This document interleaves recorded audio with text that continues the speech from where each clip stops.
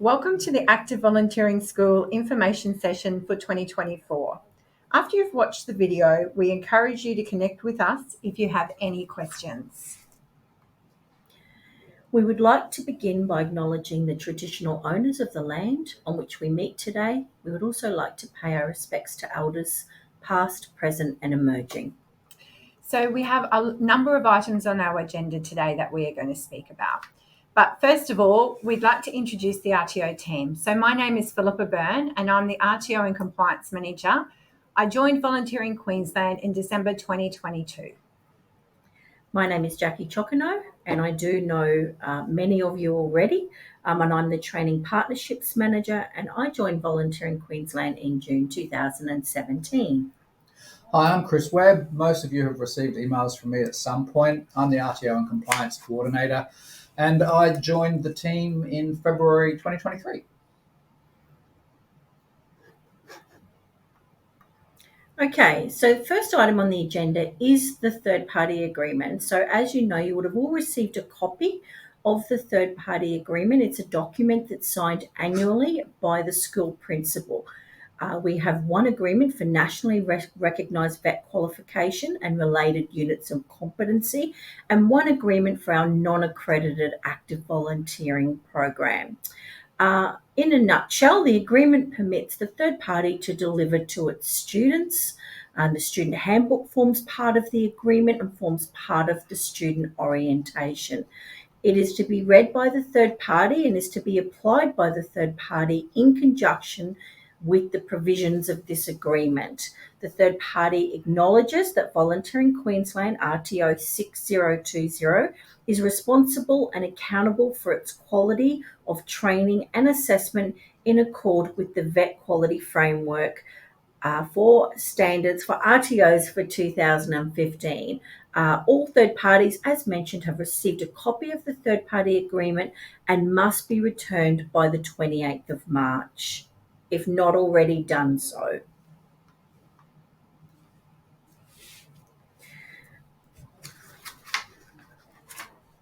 Marketing. Okay, so we've talked about this quite a lot in regards to the marketing collateral that we actually need from you. And that is relating to 2024 delivery.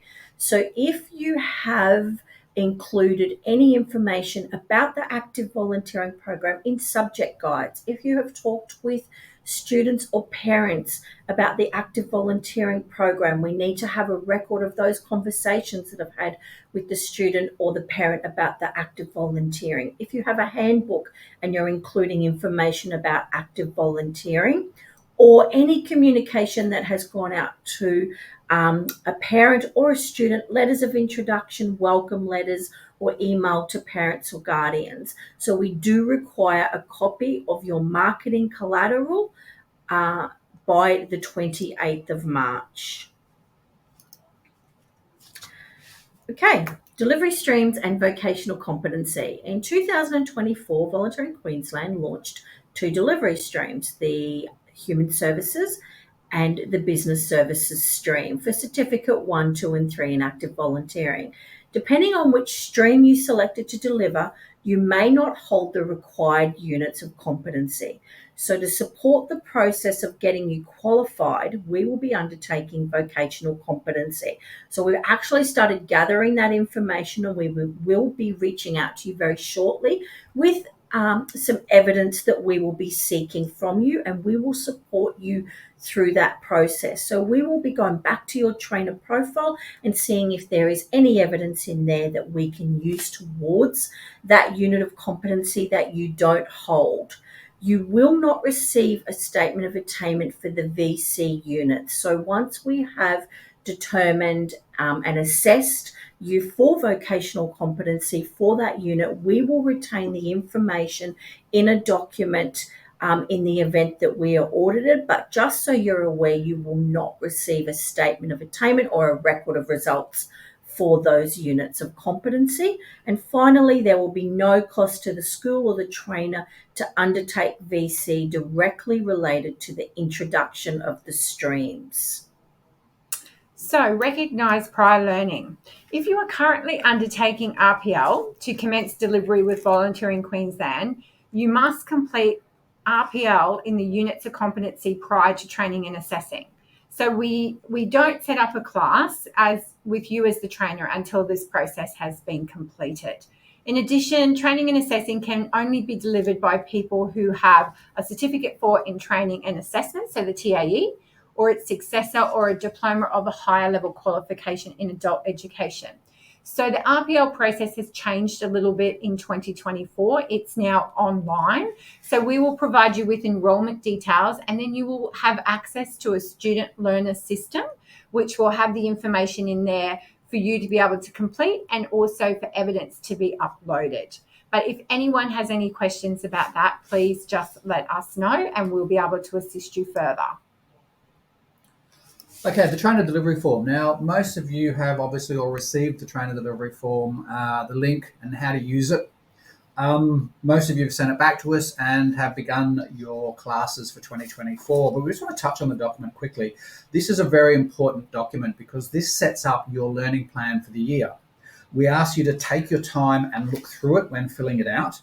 We need to know unit by unit what term you're going to be delivering, start dates and end dates. And the reason is that once this is all set up and goes into the system, units are locked and unlocked based upon the information you provided on this document. If you're unsure of the document, we ask you to reach out, call us up, and we're happy to go through it with you over the phone to ensure that the information that you've put on it is relevant and pertinent to what you're actually going to be delivering.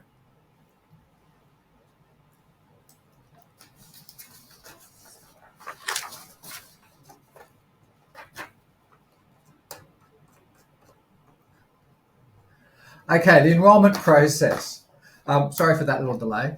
We've been working hard to improve the enrolment process. We've taken on board a lot of your feedback. Some of the things that you weren't happy with were the requirement of the orientation process. We've taken that off you and set it up as a module inside the learning. Also, the LLN, that again is now all online, as you're aware. So to put it very quickly, the enrolment process happens when we send you a link. You provide that to your students. The students click on the link. It opens up an enrolment form. They fill in that form, submit that straight away to the email address that they have provided. They are sent a link to the LLN. They click on that link. It takes them to the LLN quiz. Again, they fill in the quiz, they complete that, they submit it, and then again to the email address that they provided, they're sent a link that takes them back to Accelerate to complete the enrolment process. Once that's done, we go in, clean up the back end for them, and they're ready to go, right? Until the student has completed the orientation module, and the parent guardian form, which we now send out to the parent guardian, again to the email address the student provides us with, the student's not considered fully enrolled. Once we have all of that stuff completed, the student's good to go on their learning journey.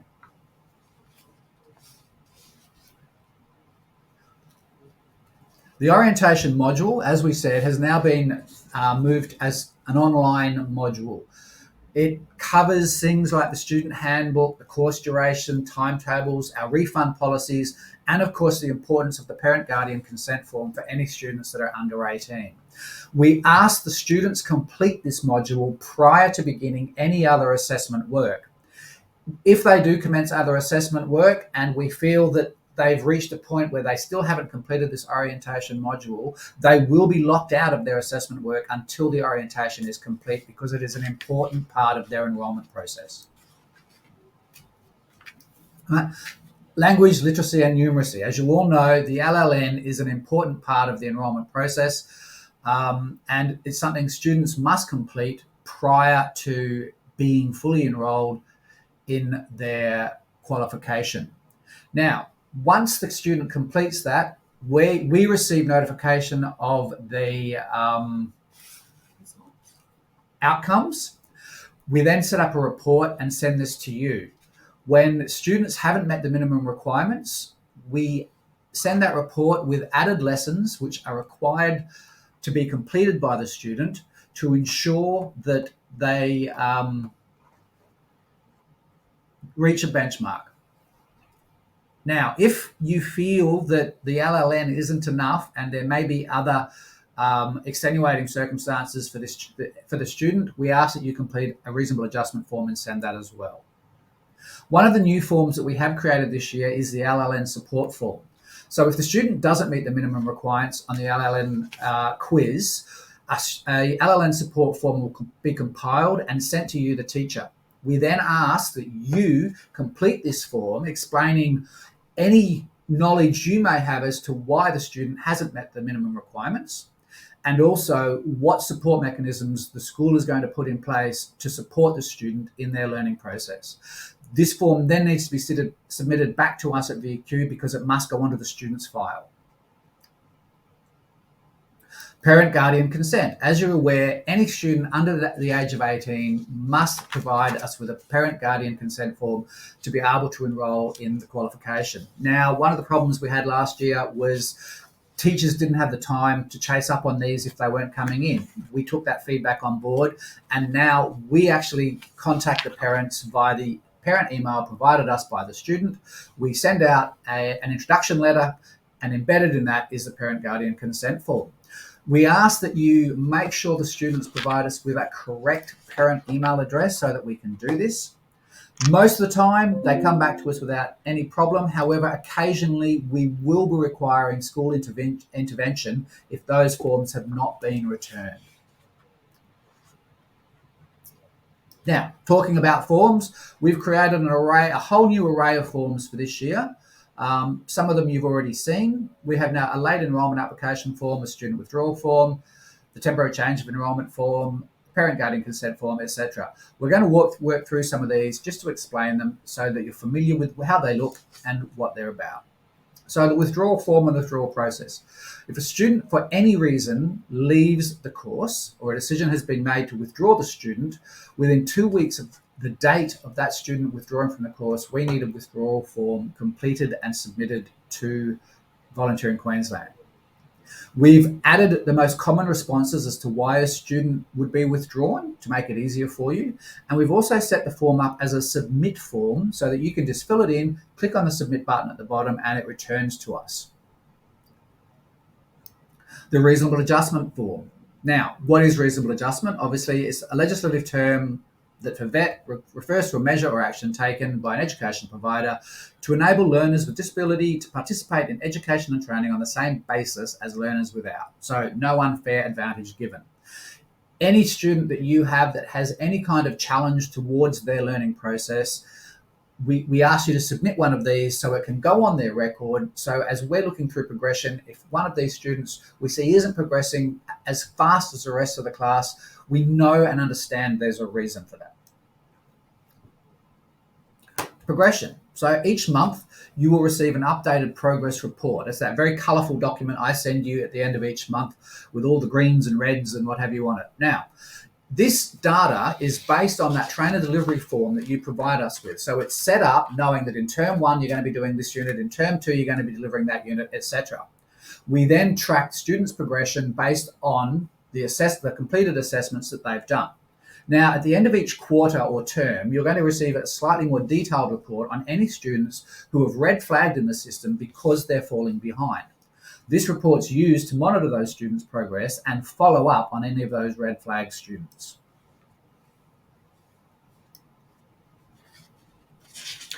Student volunteer, placement, school agreement and logbook. As part of the active volunteering qualification and the unit of competency CHC VOL 001, the student is required to complete at least 20 hours of volunteer placement. Now, that placement can be undertaken within their enrolled school. It can be undertaken with an external organisation. An external organisation includes Vinnie's, Red Cross, your local church, sporting club, council library, or at a community event. The logbook must also be completed in full for placement either within the enrolled school or external to the school.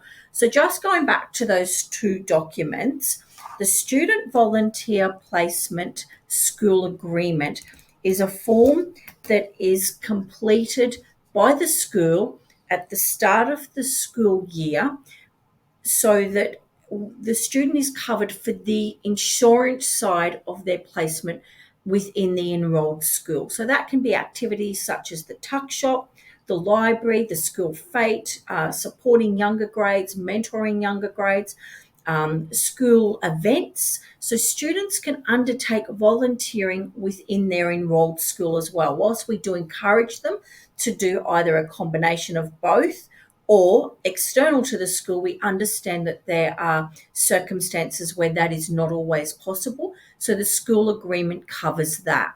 The student volunteer placement expression of interest form must be completed prior to the student starting their volunteer placement with an external organisation. Volunteering Queensland must approve that. We put a note on the student's record so we are aware that the student is volunteering at Vinnie's on a Saturday for the next 6 months.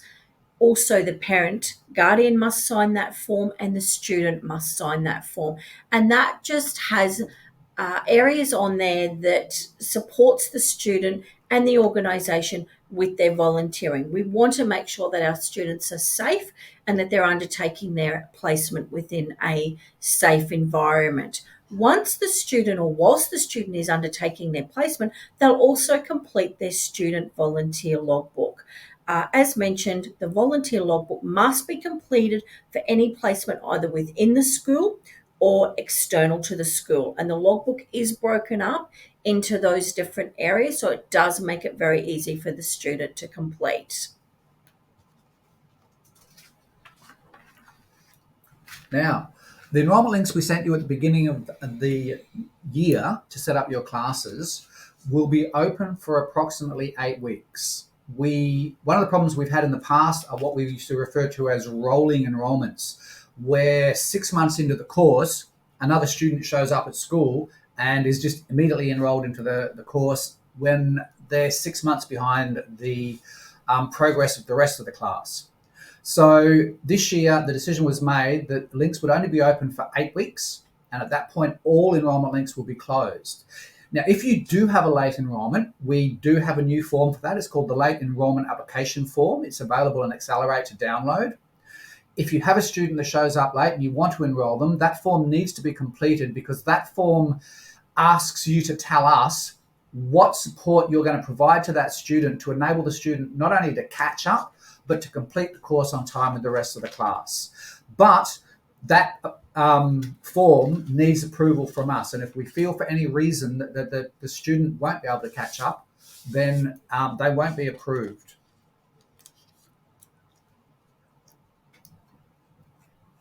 Now, some of you may have noticed students have completed the 3 assessment items in a particular unit, but the unit hasn't ticked over to competent. The reason for that is that all of the assessment work needs to be reviewed prior to the student being deemed competent. In the past, it would tick over by itself, and when going in and reviewing work, we would find that a student has uploaded a blank document or an incorrect document. The student then needs to be deemed uncompetent or incompetent for that particular unit at that particular point, but a report's already been sent to a vet miss, so it created all sorts of errors in the system. To prevent that from happening, we've changed the system so that until we've reviewed all work, a student will not be deemed competent in a unit. If you have any questions on that, please don't hesitate to get in touch with us and we'll explain it in more detail. Now, the assessment time frame and allowable assessment attempts. As you know, last year, many students would race through some of their assessment items within minutes and get locked out of the system. Now, we've changed a few things there as well. As of this year, any student undertaking the Certificate 1 and Certificate 2 basically will have unlimited attempts in their assessments. However, the system has been set up that if for any reason they get to 6 attempts and have still not been able to pass, then we need an explanation from the teacher or the trainer as to why that is. We need to know what feedback's been given to the student and what's been going on that in 6 attempts they have not been able to get across the line. Okay, with Certificate 3, they only get 3 attempts because the Certificate 3 is a pathway to higher education, etc., and therefore needs to be taken with a different approach.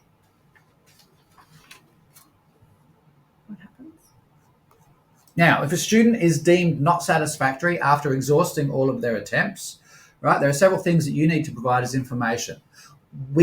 This information needs to go into the student's file, which is why it's important that we receive it. First of all, what steps the teachers put in place to provide extra support to that student? What underpinning knowledge has been provided, and a screenshot or an outline of the feedback the teacher has provided to the student that's led to that unsatisfactory result. Right? It's important the student gets feedback each time they fail at something, because that way they're going to learn and hopefully will get across the line on their next attempt. So trainer profiles. With new trainers that are doing their RPLs with Volunteering Queensland provides the trainer profile for that person, because we have all this evidence and all this information. And generally I do the RPLs, Philippa does the RPLs. And so I've had a chance to talk to the trainer. So Volunteering Queensland will do the trainer profile for new RPLs. For trainers that are with us for a number of years, and there are many of you, we just require you to provide us an update of what professional development that you've been doing throughout the last 12 months that we can put onto the trainer profile. So I have a template for that, and I have sent the templates out last year. I have received some back, but for those who have not sent them to me, I will send a reminder. So on that, we ask that you look at each individual unit, and then you tell us what professional development you've done that leads into keeping you competent in that unit for the year, and send it back to us, and I just join that onto your trainer profile. So moving on to some of the fun stuff I like to say is the Volunteering Queensland Youth Volunteer of the Year Award. So every year, Volunteering Queensland, we have an amazing volunteer a ceremony, an awards ceremony, where we recognise not just organisations but individuals that have been volunteering and made a difference in their community. Volunteering Queensland has a Youth Volunteer of the Year Award, which is for 16 to 30 years old, I should say, 16 to 30-year-olds who have demonstrated an outstanding commitment to volunteering in Queensland, and who through their volunteering has positively impacted the lives of others. We are encouraging you to think about students within the school, and it can be those students that are participating in the active volunteering, or it can be other students within the school. It could be students that are undertaking the Duke of Edinburgh program that may be eligible for the Youth Volunteer of the Year Award. There is a nomination link there that all you need to do is click on that, and someone just needs to, whether it's their supervisor, whether it's a school teacher, it could be the volunteer organisation, they can nominate the young person for the award. And it's an amazing ceremony, and it happens at City Hall, and it's a great celebration, and it's an amazing achievement for the young person when they are actually awarded the Youth Volunteer of the Year. Leading into that, we have our Active Volunteering Student of the Term Youth Volunteering Award, and this is an amazing award as well. So we award every quarter our Student Volunteer of the Term. So I send out a nomination form, and you fill that out and you send that back. That is reviewed by a panel, and they select the winner from the school program across Queensland. And the student, where we come out to the school and we give a presentation and present the student with the award, but also a $50 voucher as well. And they get a write-up on our website and social media, and it's a great achievement for the school, and it really does showcase the volunteering the young person has done as part of the active volunteering program. So last year we held some school visits and also had some video link ups, and we will be doing that again this year, and that'll be during term 2 and term 3. And really that is an opportunity for us to check in with you and see how you are managing the as a third party, and just see if you've got any questions. It allows us to really, it's a check-in process. And it also keeps us compliant with ASPA, which is the probably the most important part of that, because we need to make sure that we are checking in and making sure that students are progressing. It's also a great opportunity for you to ask us any questions, and also talk about the program, and really an opportunity to talk about how the students are progressing. So I will be sending out a self-monitoring checklist for you to complete prior to that meeting. If you send that back to us, that allows us the opportunity to talk about those areas where there may be some gaps. And I must say, I'm just going to butt in here, Jackie. I must say, a lot of the feedback that was given to us last year, we've been able to implement this year. So we really do appreciate any information that comes our way on how we can better improve our services to you. Great, thanks, Pip. So our Moodle information platform. Now, some of you that have been with us for many years now, you would be very familiar with Moodle because you were using Moodle to check classes and download resources. What we're actually launching in the next week is a Moodle information platform. So we will be sending you a password for you to log into Moodle, and basically it's going to give you the opportunity not only just to have a look at the classes at a glance, so you'll see your classes in there, you'll see how your students are progressing, but also this video will be on there, as well as all the other great videos that we've been making on how to use the system, as well as volunteering opportunities. So volunteering opportunities that are suitable for our young people, and also partnerships or collaboration that we're having with organizations whereby they've actually set up specific programs for our young people. Now, these opportunities are not just for our active volunteering students. These opportunities can be made available to students, other students that are part of maybe a Duke of Ed, or also doing some volunteering within the school.